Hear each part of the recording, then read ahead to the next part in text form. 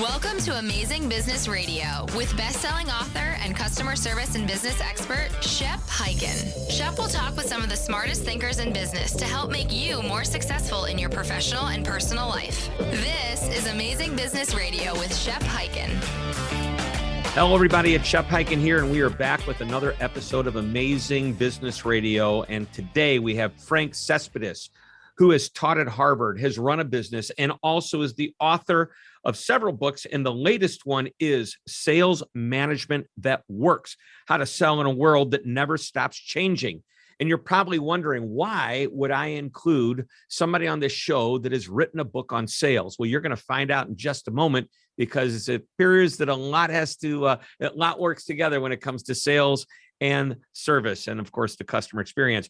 Quick announcements before we get started. If you've got an amazing story or a question that you have and want to share it on my social media platforms, please go to anywhere: Twitter, Facebook, Instagram, LinkedIn. I'm everywhere. And if it is a question, use the hashtag #AskShep. I'll either answer right there in whatever channel we're in, on this show, in my newsletter, or on my TV show, Be Amazing or Go Home, which can be found on Amazon Prime, Roku, Apple TV, and you could even catch episodes at beamazing.tv. That's beamazing.tv. All right, let's jump right into it. Frank Cespedes, all the way from Boston. Is that correct? You've got it. Right Living here in Boston. at the hub. Yeah. Well, welcome to the show.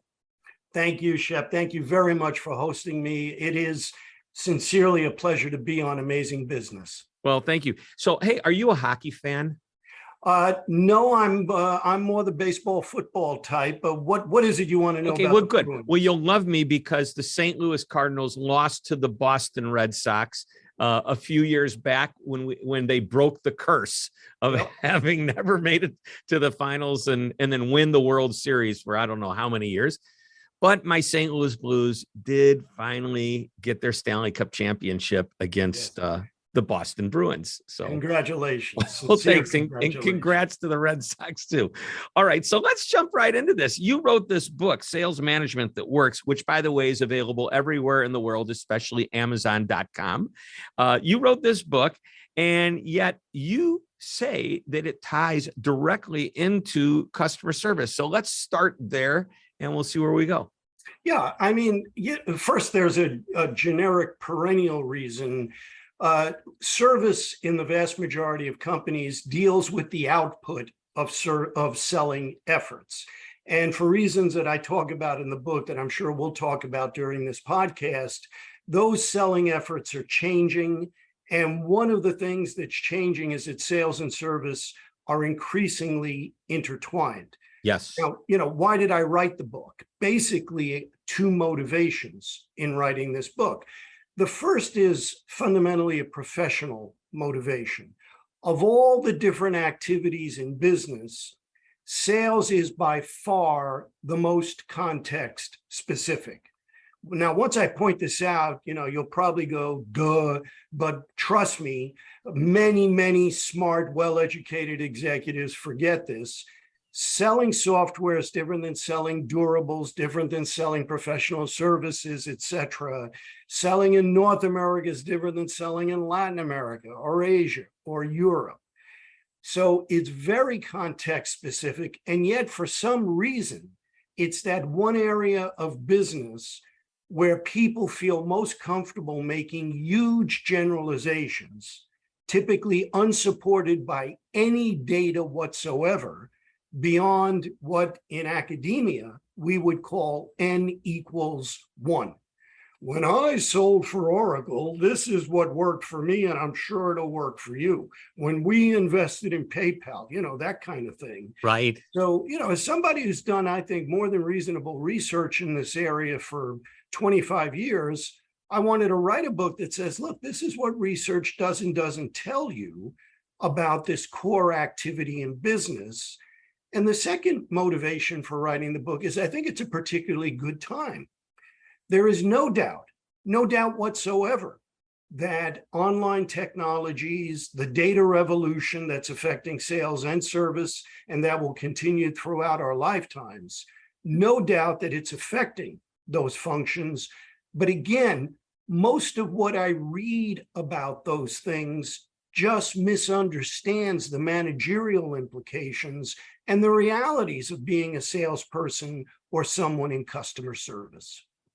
Yeah, that's fascinating to me. So I've always believed the same thing you have. Sales and service are very closely combined. As a matter of fact, early in my career, and I still do quite a bit of work with sales teams, and the topic is basically selling with service. What can we do to enhance the experience, the sales experience that makes people say, I like doing business with this company, the people who are selling to me, really not just the product that they're buying. Because if it's just the product, well, then that's commodity, right? And people can get a product from anywhere. But if we wrap the experience around it that makes people want to do business with us, well, that to me is part of customer service and experience. To me, service is not really a department as much as it is a philosophy on how to deliver an experience that customers say. I agree with to. that. Yep. In fact, I agree with that, Shep, if I can say so, more than 100%. Well, good. I like Because that. Thank you. It's not only that the experience is wrapped around, the changes that are occurring in business development is getting more and more service people involved in the actual selling and business development itself. And the interactions are increasing. I'll give you two quick examples. The reality is that buyers in most industries and categories are now online and offline at multiple times during their so-called buying journeys. They touch the selling company in multiple ways, not just sales. That includes service, among others. It's much more of a cross-functional interaction even before the sale is made.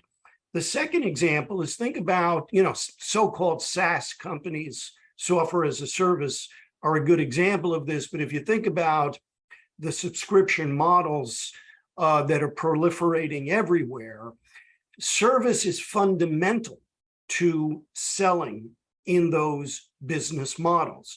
The issue in models like that is customer retention, right? What marketers call customer lifetime value. And what we know, the research about this is as close to definitive as you're going to see. If you're going to hang on to a customer, you're probably going to lose that customer early on, during onboarding or early on. That's where service is fundamental. And most of those sales models, I'm now going to use the sales jargon, are based on land and expand models. And the expand part, service is fundamental. In fact, in many businesses, the real ongoing account management, the expansion of revenue for that account, isn't done by the guy or gal who sold them the product or service in the first place.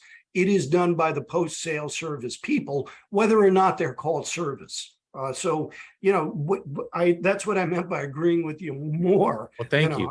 100%. It's like when somebody says, I closed the deal. Terrible use of language. No, you may have finished that part of it, but you started the real relationship, which is, now that you've made the sale, you need to prove why you got the sale and what reason there would be to continue doing business with you when I continue to need whatever it is you sell. You mentioned something, and I want to get into this. There's an expectation today by customers that seems to be different than what was before. I think customers are smarter than ever before. They know what a great experience is.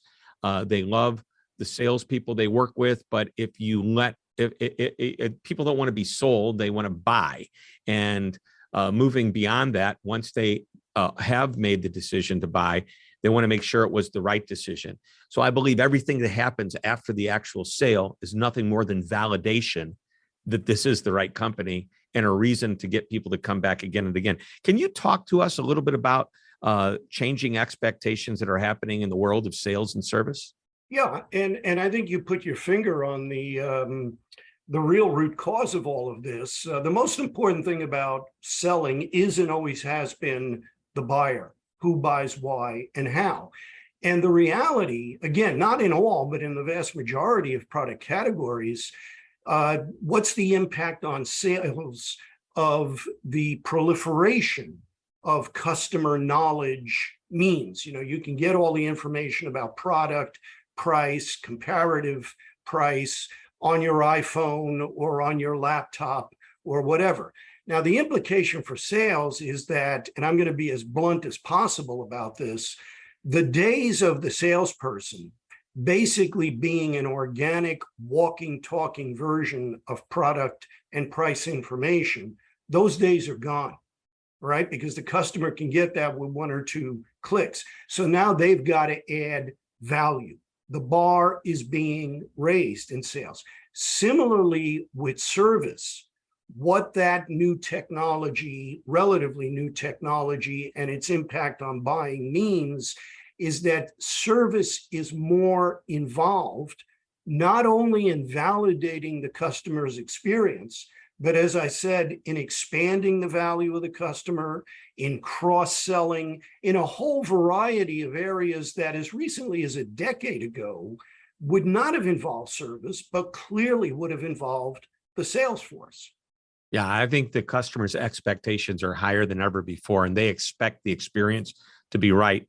And that includes the entire journey.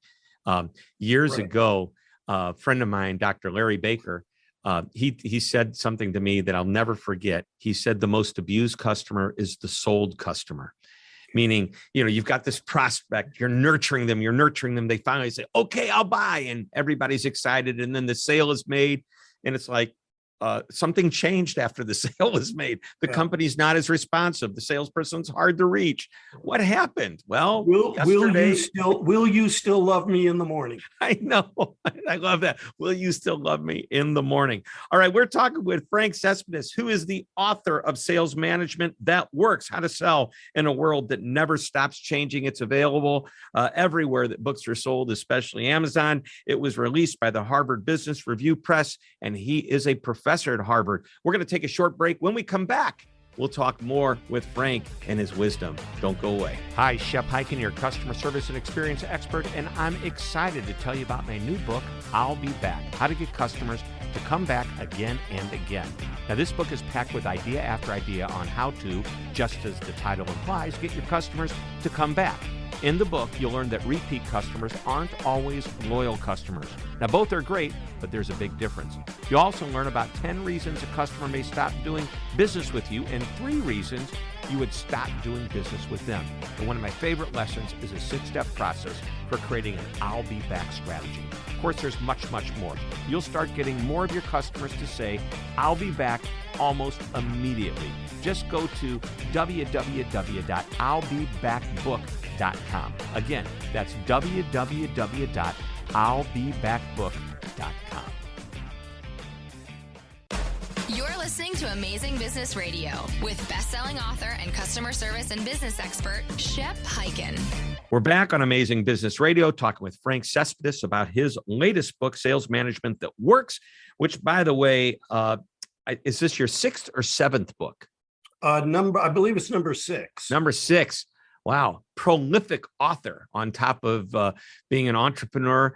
You said you owned your own business before. Well, I ran a business. I started it with some others, and we got lucky. Shep, I can spin this a different way when needed, but we sold it exactly the right time. What kind of business was it?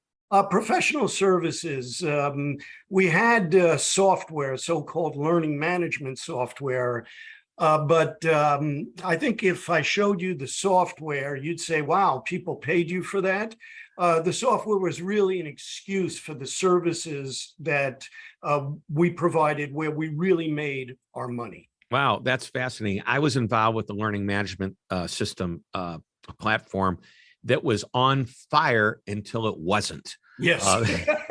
And all the money I invested in it, I think about a year and a half, 2 years ago, I received an email from the owner/CEO who said, it's time for us to shut the doors, send me the agreement, the whatever, so that I can get you all the tax documents you need to show the loss. I go, oh gosh. All right. But that's another story for another day. One of the things we talked about at the break was hiring and training and getting good people. If there was ever a time that I can remember in the last probably 20, 30 years where employment was an issue, and it's not about getting a job, it's companies finding good people to fill good jobs. What are your thoughts there? You probably see a lot in what you do that can help us out here. Well, I mean, first of all, I agree with you. Every company, it's supply and demand. That's just how it works. I do think that will iron out. In fact, like a lot of people, my worry isn't that a year, 2 years from now, we still have all these hiring problems. My worry is we go back to the 1970s and so-called stagflation. But let me also hope that my worries are unfounded. Now, about hiring, and hiring in particular in sales and service, whether or not that supply and demand issue clears up, it's important to notice that there have always been and will be challenges in hiring in service and especially in sales that simply don't exist to the same extent in other business functions. I'll give you an example. If you want to hire an engineer, you can go to a school, and it's a little bit like walking into a food court. What are you interested in? Electrical engineering, chemical engineering, etc.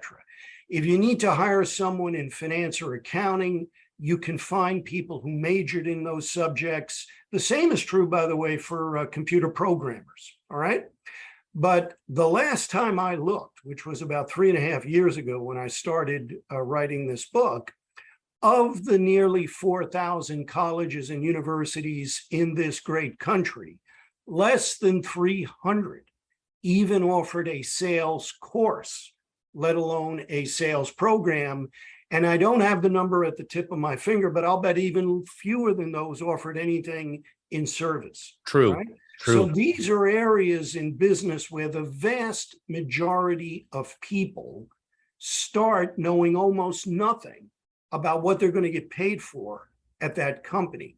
That's why, among other things, training and development is so important in those areas. And it's got to be ongoing training and development, because in any business, value is created or destroyed in interactions with customers. And again, those interactions change. The market has no responsibility to be kind to any company or any company strategy. It's the responsibility of the company, meaning mainly its sales and service people, to adapt to customers. Right, right. And at the end of the day, the customers get to determine whether or not you've adapted. It's their impression and their perception of your company that counts, not the one you want them to have. You can only hope that you guys are in alignment with each other, the company and the customers. So like the idea, you hire the right people, you get them on board, and there's all kinds of assessments and ways to determine whether you're getting the right person. And then you train. And to your point, you constantly train. Training isn't something you did, it's something you do, it's ongoing.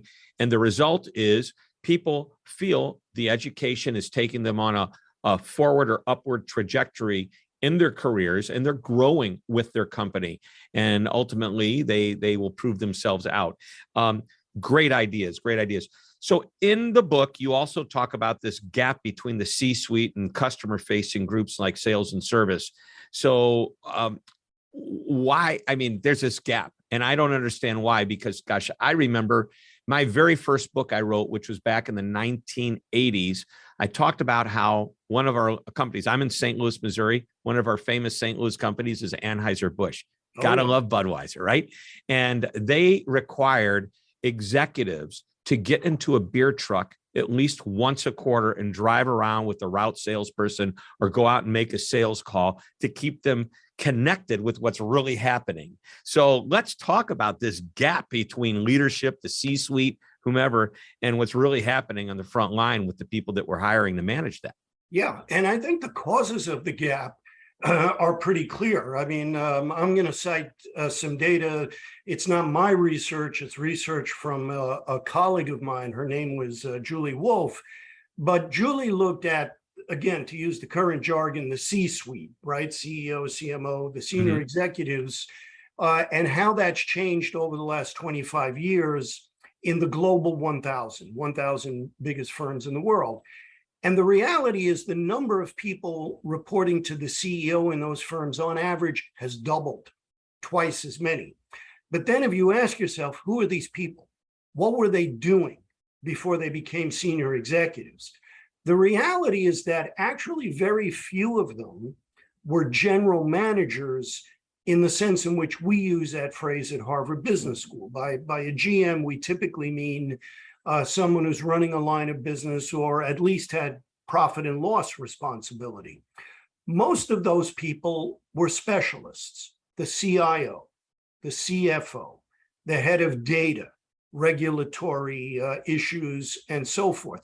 Now, why is that? It's not because companies wake up in the morning and say, oh boy, let's add overhead. The business world is more complex. It is a data revolution. It takes more to be specialized.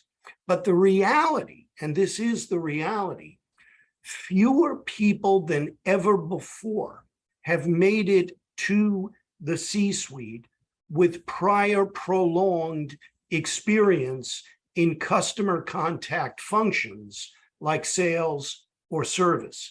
And that's a big deal, because one of the core primary responsibilities of senior executives in any firm is to develop and help execute a market relevant strategy. And it's, as you know, it's really tough, if not impossible, if you're not in touch with what's really going on in customer interactions pre, during, and post sale. Yeah. So really what you're saying is there's really two reasons. I think that, well, the one reason you're sharing is that I think people are being hired from other places, other companies to come in and run a company rather than being promoted from the ranks as they move up. Now, there's some companies that are known for that, but many of them are taking people from the outside.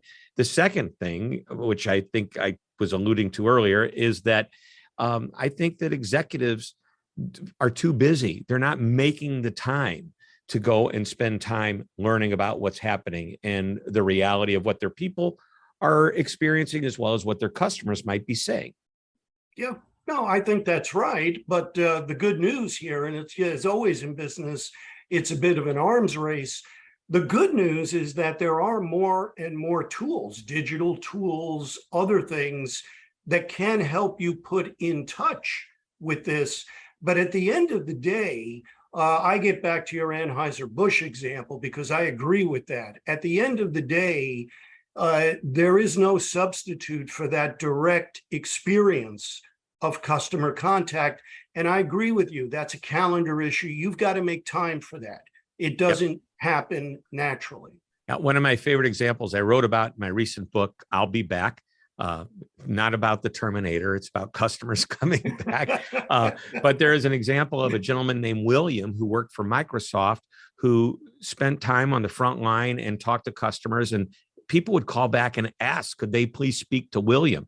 And it turned out to be William Gates, who was just taking time from the office up in the sky to come down and hear what was really happening on the front lines and the customer support. I mean, my version of a similar story, when I started at Harvard Business School, you know, one of the things this school requires you to do, and I'm very grateful to them for this, is you got to write case studies, right? That's how you learn. But a senior professor who's long gone by this time gave me a great piece of advice. He said, Frank, when you write a case, before you meet with the senior executives, first travel with some of the salespeople or go to the center where service is, then meet with the senior executives. And he was right. I would then meet with the senior executives and I'd say, you know, it seems to me the issues in your firm are ABC. And they would say, oh, what a genius. I can see why he teaches at Harvard. And the reality is, no, I was doing something they hadn't done for years. Just simply hanging out with the people on the front line. Love it. All right. We are just about out of time. I always wrap up with a final question. I call it the one thing question, but let's take that one thing or one idea from your book, Sales Management That Works. What is your favorite example or lesson that you want to leave our people with that would make them say, gosh, I've got to go out and get this book today? Well, I mean, I guess I would continue with what we've been talking about in the last few minutes. There's a novelist you may know, John le Carré. Remember, he used to write the spy novels. In one of his novels, one of his characters says something that I think should be tattooed on a prominent body part of every executive. And the quote is, "A desk is a dangerous place from which to watch the world." And again, that's what Anheuser-Busch understood when it said, "You will get beyond the truck." That's what William Gates understood when he spends however many days there. And this, I think, is a particularly timely time in business to remind people about this basic fact, because there are many, many executives who really believe they can manage the business from a spreadsheet. We now say big data, right? Look, if you think you can run a business without good data, good luck. I think that's like trying to fly around the Alps without radar, but it's not a substitute for getting out there. A desk is a dangerous place from which to watch the world. Brilliant, brilliant words. Dr. Frank, thank you for being on our show today. Shep, thank you very much. My pleasure, truly. All right, everybody. Again, the book is Sales Management That Works. I'm glad you're all here. Please come back next week. We'll have another interview. I promise it will be amazing. And until that time, this is Shep Hyken reminding you to always be amazing.